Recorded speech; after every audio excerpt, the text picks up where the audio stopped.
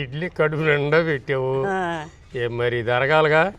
నేను పొలం వెళ్ళి తీగలే కట్టి వస్తాను. నువ్వు ఈలోపు వంటగాని. మరి కూర ఏమంటమంటా? కూర ఏదైనా కారపొడి కొట్టలే, పెరుగుందిగా. నల్లగారం కొట్టమంటావు మరి? నల్లగారమా? ఎంత కారపొడి అడిగినా నల్లగారం ఏంటి చేయమ్మా? నువ్వు రొయ్యి పొట్టు తెప్పించి ఉంటే సరే ఉంది, లేకపోతే అబ్బాయిని పిలిపించి రొయ్యి పొట్టు తెప్పించి రొయ్యి పొట్టు వేసి పచ్చిమిరకాయలు వేసి నీ స్టైల్లో దుమ్మురే ఆగే కుమ్మేద్దాం. సరే. అందరికీ నమస్కారం. ఈరోజు రొయ్యి పొట్టి కారం కొడుతున్నాను. పచ్చిమిరకాయలు వేసి నేనేమేమి వేసి కొడతానో ఎలా కొడతానో చూడండి. 1/2 కిలో రొయ్యి పొట్టి తీసుకున్నాను. దానిలోకి 150 గ్రాములు పచ్చిమిరకాయలు, 1 చెంచా జీలకర్ర, 1 చిన్నులపాయ, 1 చెంచాన్నర ఉప్పు. రొయ్యి పొట్టు ఎలా శుభ్రం చేసుకోవాలో చూపిస్తానో చూడండి. దీంట్లో సన్న వేసుకుంటుంది, చక్కగా తాల్చుకొని శుభ్రం చేసుకోవాలి.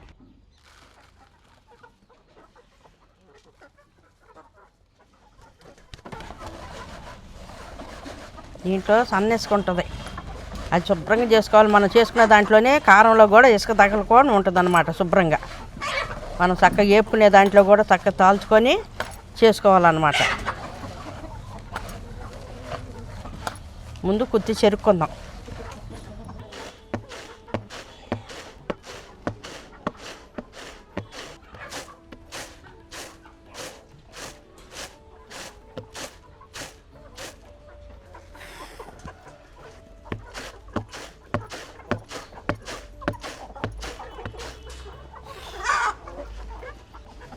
ఇదిగో చూడండి, సన్న ఇసుక అంతా పోయింది చూడండి. మళ్ళీ ఇప్పుడు నేను శుభ్రంగా తాల్చి ఏమేమి ఉంటే ఏరి శుభ్రంగా చేస్తాను చూడండి. బాండీ పెట్టుకుందాం. బాండీ కాగింది, మిరగాయలు వేపుకుందాం.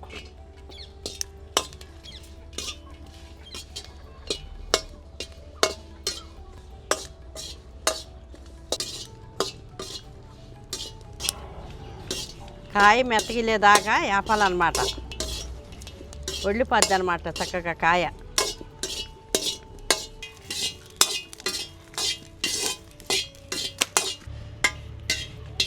ఇగో చూడండి, ఇది గట్ట వేపుకోవాలన్నమాట. రొయ్యల కారానికి నూనె లేకుండా ఉత్త బాండీలో ఇట్ట వేపుకోవాలన్నమాట మిరగాయల్ని. ఇప్పుడు రొయ్యి పొట్టు వేపుకుందాం కొంచెం దోరగా. ఇప్పుడు దోరగా మాడకుండా సన్న సెగ మీద వేపుకోవాలన్నమాట, మాడకుండా. అప్పుడు రుచిగా ఉంటుంది అన్నమాట కారం. ఇదిగోనండి, ఇట్లా లైట్గా రంగు మారే వరకే వేపుకోవాలి దోరగా. మాడిపోతే చేదొచ్చిద్ది, మాడకూడదు కారం.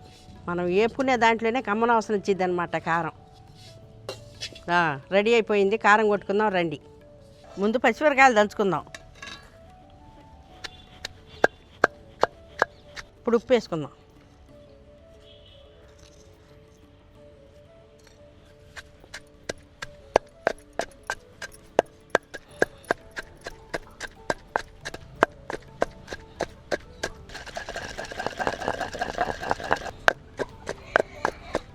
ఇప్పుడు రొయ్యి పొట్టు వేసుకుందాం. ఇదిగో శుభ్రం చేసుకున్నది ఇట్లా వేసుకోవాలన్నమాట. ఇప్పుడు మన పై తీసేసుకుంటే ఏమైనా కూర్తి కత్తి ఏమైనా ఉందనుకో ఇసుక, అది అనమాట వచ్చేసిద్ది అనమాట. మనం వేపేటప్పుడే వచ్చేసిద్ది. అందుకని పై ఇట్లా దుగిలి వేసుకుంటాం. అదిగో అట్లా ఉంటుంది అన్నమాట ఇసుక. తీసేయమ్మా.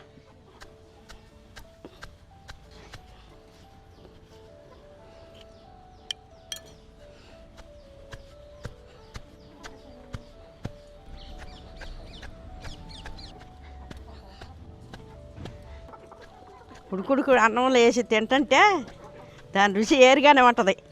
ఒక తడ తిని చూడండి మీరు కూడా.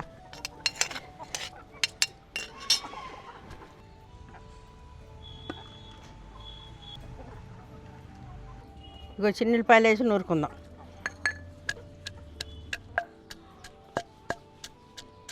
ఇప్పుడు జీలకర్ర వేసుకుందాం.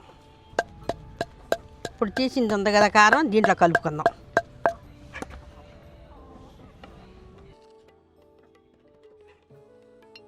ఇప్పుడు మనం చిన్నులపై జీలకర్ర వేసేటప్పటికి రొయ్యల కారం మారిపి వచ్చేసిద్ది అనమాట. ఒక రకమైన సువాసన వచ్చేసిద్ది. ఇదైతే 10 రోజుల పాటు ఉంటుంది. మామూలుగా ఇదే ప్రకారంగా ఎండుమిరకాయలు వేసి కొట్టుకోవచ్చు. అదైతే ఒక నెల రోజుల పాటు ఉంటుంది అన్నమాట. ఇది పచ్చిమిరకాయలు వేస్తాం కదా, దాని మూలాన 10 రోజుల పాటు ఉంటుంది అనమాట. కమ్మగా ఉంటుంది అనమాట కారం.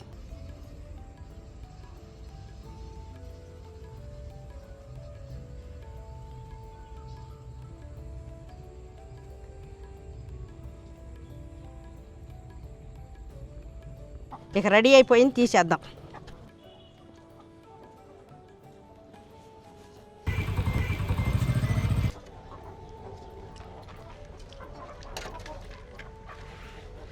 చాయమ్మా పెట్టు, అన్నం పెట్టు.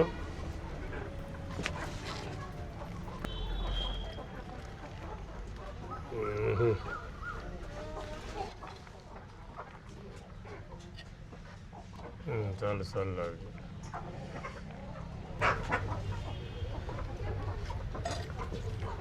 దాయమ్మ తొందరగా లాగి చేసావా? రైలు కారం కొట్టమన్నావుగా. అసలు గుమ్మాలింపు చూస్తుంటే అందుకే ఉడికుడి కన్నంలో తింటావనే కావగా కొట్టేసా.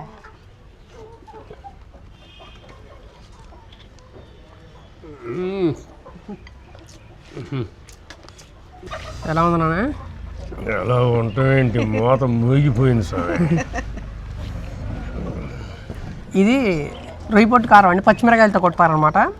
మామూలుగా ఇదే ఎండుమిరకాయలతో కూడా కొట్టుకోవచ్చు, అది ఎక్కువ రోజులు నిల్వ ఉంటుంది. ఇది పెద్దగా ఒక వారం రోజులు అక్కడ నిల్వ ఉంటుంది అనమాట. అయితే అప్పటికప్పుడు తినడానికి కానీ మామూలుగా వేడి వేడి అన్నంలోకి చాలా బాగుంటుంది. అని వెనకటి నుంచి మా అమ్మగారు కొడతా ఉండేవాళ్ళు. మీకు రెసిపీ చూపిద్దామని చెప్పి చేయించాను అనమాట.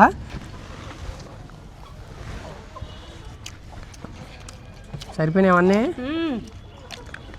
బాగున్నాయి. కమ్మగా ఉందండి, ఆ ఫ్లేవర్ తెలుస్తుంది అనమాట. ఎండి సరుకు తినేవాళ్ళే తెలిసింది. ఎక్కువ మన పల్లెటూరు ప్రాంతం అని ఉంటారు కాబట్టి మా ఇటు కృష్ణా గుంటూరు కృష్ణా పరివాహ ప్రాంతం ఈ సముద్ర తీరానికి దగ్గరగా ఉండే వాళ్ళకి తెలిసిద్దండి ఇది. అంటే ఇది మామూలుగా ట్రెడిషనల్ వేలో వెనకన్నీ సాంప్రదాయంగా కొట్టుకుంటారు అనమాట. ఇంట్లో ఎప్పటికప్పుడు కొట్టుకుని అడ్డు పెట్టుకుంటారు. రొయ్యపొడి తేవటం, ఎండబెట్టుకోవడం, చక్కగా దుగులుకోవడం, దాన్ని వేపుకోవడం, ఇట్లా కొట్టుకుంటారు అనమాట అప్పటికప్పుడు మొత్తం. శుభ్రం చేయాలి స్వామి, లేకపోతే ఇసుకలే ఇసుక తగిలిద్ది. ఇసుకనే తగలదు మా అమ్మ చేస్తే. అందరూ కూడా అట్లా దుగులుకుని శుభ్రంగా మళ్ళీ లేపుకుని అలా చేయాలన్నమాట. అప్పుడైతేనే కారం తినడానికి బాగుంటుంది, లేకపోతే ఇసుకెళ్ళి తగులుతూ ఉంటుంది. రుచి మాత్రం చాలా కమ్మగా ఉందండి, చాలా బాగుంది. నేనేమేమి కొలతలు చెప్పానో ఆ కొలతల ప్రకారం చేసుకోండి, చాలా బాగుంటుంది.